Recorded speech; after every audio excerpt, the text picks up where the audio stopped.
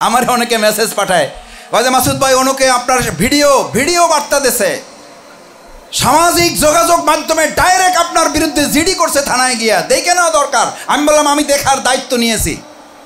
কি বলছি এই বিলবিলাসে দাঁড়িয়ে বলছি আমি দেখার দায়িত্ব নিয়েছি। যেদিন ওই ভিডিও ওই সামাজিক যোগাযোগ মাধ্যমে দেখেছি, ওই ভাইয়ের নাম জানার চেষ্টা করেছি, নাম জেনে আল্লাহর কাছে চোখের পানি ফেলে তার জন্য দোয়া করেছি। আল্লাহ, এই ভাইটা যদি সঠিক বুঝে থাকে, যদি সত্যি সত্যি শফিকুল ইসলাম মাসুদ সম্পর্কে তার ধারণা এটা ঠিক হয়ে থাকে, তাহলে আমাকে আপনি মাফ করে দেন। আর আমার এই ভাইটা যদি ভুল বুঝে থাকে, তাকে আপনি ভুল থেকে সংশোধন করার তৌফিক দান করেন। দায়িত্ব নিছি না নেই? কেন? আপনার মন পরিবর্তন করার দায়িত্ব মাওলানা ইসহাক সাহেবের না। আপনার মন পরিবর্তন করার দায়িত্ব আজকের সভাপতি মাওলানা আব্দুস সোবহান সাহেবের না। উনিও ভুল করতে পারেন, আমিও ভুল করতে পারি। আমি বলেছি, পরিষ্কার বলেছি, আমি দায়িত্ব নিয়েছি।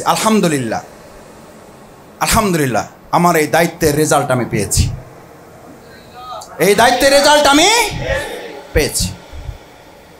রাসূল করিম সাল্লাল্লাহু আলাইহি ওয়াসাল্লাম মক্কায় তার শত্রুদের এরকম দায়িত্ব নিয়েছেন না নেন নাই? নাকি শুধু মায়ের উপর রাখছেন, নাকি পাওয়ার দেখাইছেন? কিন্তু আমাদের একটা সমস্যা আছে, বলবো অনুমতি আছে? পরে কিন্তু মাফ করে দিতে হবে। কয় মাসুদ আপনি লোক ভালো, পাওয়ার নাই।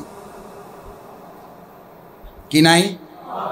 এই যে তরুণ যুবকের আছে, এরা বলবে যে মাসুদ আপনি লোক ভালো, নামাজ পড়াইতে পারে, কিন্তু আপনি সাইজ করতে পারে না। কি করতে পারে না? সাইজ করতে পারে না। তার বিরুদ্ধে এত লেখালেখি, বাউফলের মতো জায়গায় মাসুদ ভাই আপনার বিরুদ্ধে কথা বলে, আপনি একটা অ্যাকশন নিতে পারলেন না, কাজ হবে না আপনারে দিয়া।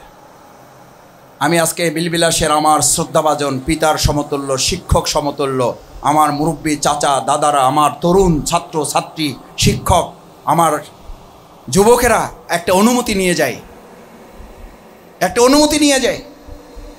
এই অনুমতি আপনাদের দিতে হবে। আমি কি এখন থেকে ওই আল্লাহর কাছেই সাহায্য চাইবো, দোয়া করব, নাকি সাইজ করা শুরু করব?